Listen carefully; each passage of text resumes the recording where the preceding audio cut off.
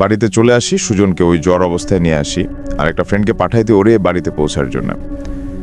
তো ওই সুজনের প্রচণ্ড জ্বর আসে পরে ওর নাকি সুজনে এমন অবস্থা হয়েছিল যে ও খাবার দাবার প্রায় বন্ধ হয়ে গেছিল, ও খাইতে রেতে পারতো না, আস্তে আস্তে শুকায় যেত এমন অবস্থা। তো পরে ওরে কোনো একটা কবিরাজের কাছে যায় ওর আম্মা নাকি। তো যাওয়ার পরে ওরে জিজ্ঞাসা করে কবিরাজ নাকি পুরো ঘটনার ডিটেলসটা বলে ওর আম্মারে, যেরকম একটা কাহিনী হয়তো ওর লাইফে ঘটছিল। তো এরপরে সুজন ও স্বীকার করে ওর আম্মার কাছে সব কিছু। তো ওরে কিছু একটা গোসলের মতো দেয়, ট্রিটমেন্ট করে, যে 7 ঘাটের পানি আনে ওরে গোসল দেয়। আর রাসেল ভাই সবচাইতে কষ্টদায়ক যেটা, আমাদের যেই ফ্রেন্ড অ্যালেন, যার বাসায় আমরা গেছিলাম ওর বোনের বিয়েতে, তো ওই ফ্রেন্ডটা 6 মাস পরে নাকি ও নিজে সুইসাইড করে। ও ছিল আমাদের মধ্যে সবচাইতে মেধাবী একটা ফ্রেন্ড, আমার ডিপার্টমেন্টের রেজাল্টও খুব ভালো। তো এটা আমাদের কাছে ছিল খুব কষ্টদায়ক একটা ঘটনা ভাই। Thank you so much. চলে যাব এখন হাফেজ মাইনুদ্দিন ভাইয়ের কাছে, এবং আশা করছি যে আপনারা সবাই আমাদের সঙ্গে পুরোটা সময় আছেন। আসসালামু আলাইকুম। ঘটনা আমি বলবো স্বপ্নের মাধ্যমে যে মানুষকে দেখা করে সে বিষয়টি নিয়ে। আমাকে একটা লোকই কথাটা বলছে, গত সপ্তাহ আমাদের প্রোগ্রামটা এটা ছিল, তো আমার সাথে এই লোকটা শেয়ার করে এরকম। উনি মধ্যবয়সী একটি লোক, উনি সাংসারিক কিছু অশান্তির কারণে তো তার পরিকল্পনা ছিল সে আত্মহত্যা করবে। তার ফ্যামিলির ভিতরে পারস্পরিক অশান্তি, তো তার পরিকল্পনা ছিল যে আমি আত্মহত্যা করব, আত্মহত্যা করলে আমি সব কষ্ট থেকে ভালো থাকবো। তার এটাই চিন্তাভাবনা ছিল যে আমি আর দুনিয়াতে থাকবো না, আমি চলে যাব। তো এই পরিকল্পনা অনেক দিন ধরেই তার নাকি ছিল। তাই সে একদিন গাজীপুরে ঘুরে আসছে যে কিভাবে সে আত্মহত্যা করতে পারে। তা আত্মহত্যার যেদিন করবে এর 2 দিন আগে সে খুব ভালোভাবে নামাজ পড়ে এবং সবার সাথে ভালো ব্যবহার করে, কথাবার্তা ভালো বলে, এবং সে দড়ি কিনে নিয়ে আসে। সে এরকম চিন্তা করলো যে আমি রাত্রিবেলা যাব, দেরি করে, যেন রাত 1টা-2টার দিকে আমি গাছের মধ্যে ঝুলে ফাঁস দিয়ে মরে যাব।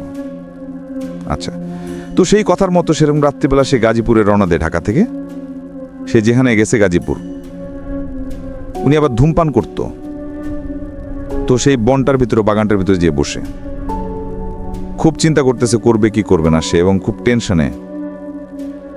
ধূমপান করতেই ছিল। ওই সব মুহূর্তে একটি পাগল তার কাছে আসে, একেবারে খুব পাগল। ওনার কাছ থেকে সে সিগারেটটা হাতে নিয়ে সেই পাগলটা টান দিয়ে শুরু করে, ধূমপান করে। ওনার হাতে যে দড়িটা ছিল সে পাগলটা দেখে, এবং সে পাগলটা তার কাছ থেকে দড়িটা কেড়ে নিয়ে সে গাছের মধ্যে ঝুলিয়ে সে পাগল নিজে আত্মহত্যা করে। আচ্ছা, এই আত্মহত্যা করার সময় তার চেহারাটা বিভৎস হয়ে যায়, এবং সে ব্যক্তি আমাকে বলল যে যখন ওই পাগলটা আমার চোখের সামনে কাজটা করলো, আমি এমনভাবে ভয় পেলাম যে ওকে বাঁচাবো না কি করবো সেটা আমি জানিনি, আমি ছুটে পালালাম। আচ্ছা, এমন ছুটে পালালাম, সেই থেকে এখনো ঘুমের মধ্যে বললো যে রাত্রে ঘুমাবো ও দিনেই ঘুমাই, সেই পাগলটা আমাকে ডাকতে থাকে যে আসো আমার কাছে এবং তুমি ফাঁসি দাও। সে এখনো বললো যে আমি যে দিনের বেলাও ঘুমোতির সময় ওই পাগলটাকে দেখতে পাই, আর রাত্রেবেলা ঘুমাইলেও আমি সেই পাগলটা দেখতে পাই। আমাকে ঘুমের মধ্যে শুধু বলে আসো আমার কাছে, তুমি এসে ফাঁসি দাও। আচ্ছা, তো এই পর্যন্ত তার এগুলো চলতেছিল। সে ডাক্তারের পরামর্শ নিয়েছিল, তাকে ঘুমের ওষুধ দেওয়া হয়। উনি বলে ঘুমের ওষুধ খাওয়ার পরেও উনি দীর্ঘ সময় এই ফাঁসির এই পাগলটাকেই দেখেন। অর্থাৎ সে পাগলটাকে কখনো দেখে নাই, সে পাগলটাকে চিনে না। সেই দিন সে গাজীপুর যাওয়াতে তার কাছে একটু সামান্য বসলো, এবং উনি নিজে আত্মহত্যা করবে, কিন্তু সেখানে সে পাগলটা যে আত্মহত্যা দেখালো, এখন সেটাও বললো যে পাগলটা কি সত্যিকার আত্মহত্যা করেছে না আল্লাহ আমাকে সাহায্য করেছে যে ভয় দেখে এখান থেকে পালানোর জন্য, সেটা আমি জানি না। আচ্ছা, এটাই আমার ছিল ভাই ঘটনাটা। Thank you so much. আসসালামু আলাইকুম রাসূল ভাই। ওয়ালাইকুম আসসালাম। আমি মাহমুদ হাসান মুন্না, আমি এসেছি বরিশাল থেকে। জি বলুন, আপনার ঘটনা। তো রাসেল ভাই, প্রথমে বলতে চাই, আমি আজকে প্রথম যে ঘটনাটা বলবো সেটা আমার দাদার কাছ থেকে শোনা। আমার দাদা গত ডিসেম্বর মাসের 23 তারিখে মারা গেছে। সবাই আমার দাদার জন্য দোয়া করবে। তো আমার দাদারা ছিলেন 2 ভাই। তো দাদারাদের যে পুরানো বাড়ি সেটা ছিল আমাদের যে বর্তমান যে এলাকা চন্দ্রমোহন, তার পাশে একটা গ্রামে চরদারিয়াল নাম। জি, তো এখান থেকে দাদারা চন্দ্রমোহনা এসে একটা বাড়ি করে। তো দাদারা 2 ভাই বাড়ি করার পরে ওই বাড়িতে থাকতো, নতুন বাড়িতে থাকতো দাদারা 2 ভাই, আর আমার যে বড় দাদি ছিলেন উনি আর ওনার আম্মা। তো থাকার পরে তো বাসার যত কাজ টাজ বলতে আমার দাদাই ছিলেন, কৃষি কাজ করতেন দাদা। তো তখন তো সারাদিনের কাজ শেষে আমাদের ওইখানে আবার রাসেল ভাই গ্রাম অঞ্চলে যে আজকে থেকে মানে 60-এর দশকে, মানে 1960-এর দশকের দিকে তো ঘটনাটা ছিল এমন যে আমাদের পাশের গ্রামে একটা লাঠি খেলার আয়োজন করা হয়েছিল, যে বাংলা বাজার নামে একটা জায়গায়। তো এখানে দাদা চিন্তা করলেন যে সারাদিনের কাজ শেষে লাঠি খেলা দেখতে যাবে। তো দাদা যখন মানে সারাদিনের কাজ শেষ করার পরে লাঠি খেলা দেখতে যাবে, তো আগে গ্রাম অঞ্চলে তেমন রাস্তাঘাট অবস্থা ভালো ছিল না, তো মানুষের চলাচলের মাধ্যম হিসাবে নৌকা ব্যবহার করত। বিশেষ করে যারা কৃষি কাজ করতো তাদের তো বাসায় নিজেদের একটা করে নৌকা থাকতো এমন। তো দাদা সারাদিনের কাজ শেষে নৌকা নিয়ে ওই পাশের গ্রামে যেখানে লাঠি খেলা হচ্ছে ওখানে চলে যায়। তো উনি সন্ধ্যার পরে ওনার কাজ শেষে লাঠি খেলা দেখতে যায়। তো লাঠি খেলা শেষে যখন বাসায় আসতেছিল তখন আনুমানিক রাত, উনি আমার যেটা বলছেন 10টা থেকে কি 11টা হবে, এরকম একটা মাঝামাঝি সময়। উনি আসতেছেন নৌকা দিয়ে আস্তে আস্তে একা আসতেছেন রাত্রিবেলায়। তো গ্রাম অঞ্চলে 10টা-11টা অনেক রাত্র। তো উনি যখন খালের একটা পাড় দিয়ে আসতেছিলেন, তো খালটা ছিল ভিলের সাথে মানে অ্যাডজাস্ট করা। তো ওই সময়টা ছিল বর্ষাকাল, পানিতে পুরা ভরা ছিল। তো উনি খালের পাড় দিয়ে যখন আসতেছিলেন, কিছু দূর যাওয়ার পরে উনি দূরে একটা আলো দেখতে পায়। তো যখন আলোটা দেখতে পায়, তো উনি নৌকা চালায় যখন আলোটার কাছাকাছি চলে আসে, তো দেখে যে ওইখানে একটা ঘাট ছিল। ওই ঘাটের পাড়ে একটা মহিলা দাঁড়ানো। তো ওনারে মহিলা হাত দিয়ে ইশারা করতেছে নৌকাটা থামানোর জন্য। তো উনি নৌকাটা থামানোর পরে উনি যেটা দেখছে, তো ওই যে মহিলা ওনারেও চিনে, আমাদের এলাকার এক লোক, ওনার নাম ছিল জব্বার, ওনার আম্মা। তো উনি বলতেছে যে বাবা, তুমি আমার একটা উপকার করবা, আমার স্ত্রীর তো মানে এই প্রসব বেদনা উঠছে, তুমি তো কষ্ট করে, আমাদের ওই গ্রামে একটা মহিলা ছিলেন দাইমা, যিনি উনি আবার ওই যে মানুষের বাড়ি বাড়ি যেয়ে এই কাজ করতেন, মানুষের সাহায্য করতেন। তো আমার ওই যে খান নামে একটা বাড়ি ছিল, তো ওইখানে নামাই দিবা একটু কষ্ট করে, আমাদের বাড়িতে কোনো পুরুষ মানুষ না, ওনার ছেলে আবার আর্মিতে চাকরি করতো তখন। তো উনি অত কিছু ভাবে নাই, তখন উনি চিন্তা করলো যে মানুষের সাহায্য করি।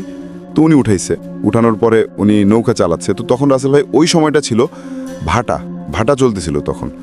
তো উনি পিছনে ফিরে দাঁড় বাইতেছিল নৌকার। তো ওইটা পাওয়ার পরে কিছু দূর যাওয়ার পরে আমার দাদা আবার কী করতেন, স্মোক করতেন। তো উনি চিন্তা করলো যে এখন একটা সিগারেট ধরাই, যেহেতু একটু ঠান্ডা ঠান্ডা লাগতেছে। তো উনি সিগারেট ধরানোর জন্য, সিগারেটটা ছিল আবার পিছনে, উনি সেটা নেওয়ার জন্য একটু পিছনে তাকায়। তো রাসেল ভাই তাকানোর পরে উনি ফার্স্ট যেটা দেখে, তো সেটা হলো গিয়া ওই যে মহিলার হাতে একটা কুপি টাইপের একটা দেখছিল প্রথম। তো আসলে ওটা কুপিও না, ওটা কিসের আলো, উনি ওটা আজকে পর্যন্ত আমারে যখন বলছে তখনও মানে ওটা জানতে পারেন ওটা কিসের আলো ছিল। তো উনি আরেকটা জিনিস লক্ষ্য করে রাসেল ভাই, ওই মহিলার হাতে নাকি একটা ব্যাগ ছিল, যেটা উনি আন্ধারে দেখতে পারেন, অন্ধকারের মধ্যে। তো উনি দেখতেছে যে ওই মহিলা ওই পুটলি থেকে কিছু একটা বের করে, লাইক মানুষের কাটা হাত, উনি নিচের দিকে তাকায় ওইটা চাবায়া খাচ্ছে। তো রাসেল ভাই এইটা দেখার পরে দাদা মানে খুব বেশি ভয় পায়। তো হঠাৎ করে ওই মহিলা মানে টের পায় গেছে, ওনার দিকে তাকানোর পরে দাদা আল্লাহর নাম নিতেছিল তখন। তো ওনার টার্গেট ছিল একটাই, নৌকাটা কোনো একটা ভাবে খালের সাইড করে উনি লাফ দিবে ওইখান থেকে, নৌকা থেকে। তো উনি কোনোভাবে নৌকাটা সাইড করে খাল থেকে লাফ দেয়। তো লাফ দেওয়ার পরে উনি দৌড় দেওয়ার চেষ্টা করে। তো উনি দৌড় দিয়ে কিছু দূর যায় সামনে, ওনার কাছে মনে হইতেছিল যে উনি যতই যাচ্ছে মানে ওনার হাত পা সব অবশ্যই আসতেছে, হাত পা চলতেছে না ওনার। আচ্ছা, কিছু দূর যাওয়ার পরে উনি দেখতেছে যে ওই মহিলা ওনারে হাত দিয়ে ইশারা করে। নামাজটা পড়িনি বাজান দিলে, তো রুমটা একটু অন্ধকার টাইমে ছিল। তো আমার রুমের সাথে আমার ওয়াশরুম ছিল, ওয়াশরুম দরজা খোলা ছিল। তো আজান দেওয়ার যেতে 10 মিনিট বাকি, একটু ঘুম আসতে পুরোপুরি আসেও নাই। ওই সময় দেখলাম আমার কপালার দরজা যেহেতু একেবারে লক করা ছিল, বন্ধ ছিল, কপালের মধ্যে আমার ক্যারিয়ার টাচ করছে। সাথে সাথে আমি চোখ খুলে দেখি যে আমার মাথার পাশে একটা ছেলে, বয়স হবে 16 কি 17, দাঁড়ায় আছে, একটা কালো কালারের শার্ট, আর ওই শার্টের মধ্যে স্টার চিহ্ন ধরনের মানে তার ছিল আর কি, মার্কা ছিল আর কি। অনেকগুলা কালো শার্টের মধ্যে সাদা কালার অনেকগুলো তারা ছিল। আর নিচেরটা আসলে খেয়াল করেন উনি কি লুঙ্গি পরা ছিল নাকি আসলে এটা আপচা, মানে ধোয়া বলবো না, একটা ছায়া, ডাইরেক্ট মানুষ কচকচে কালো। এটা ফেসটা আমি সঠিকভাবে করি না, কিন্তু আমি কাপড়টা ড্রেসটা আমি মার্ক করছি। ওই সময় আমি চোখ খুলে দেখি যে উনি আমার দিকে তাকায় আছে। মানে দেখতে দেখতে আমি আসলে দৌড়ে যখন দরজার কাছে গিয়ে দরজাটা খুলি, তখনই দেখি যে সেম জিনিসটা আমার দরজার বাইরে দাঁড়ায় আছে।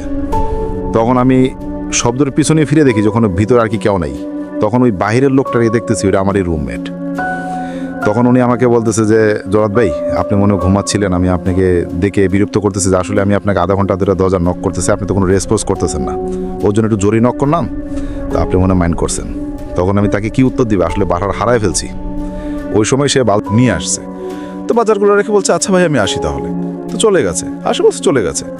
তখন আমি চিন্তা করতেছি যে এই যদি এখানে বাইরে হয় আমার রুমমেট যেই কাপড়টা পরা আসছে সেম কাপড় পরা সেম বয়সের একটা মানুষ, একটা ছেলেকে আমি আমার রুমের ভিতর দেখলাম, মানে যখনই আমি দরজা খুললাম দেখি যে সে ভ্যানিশ নাই।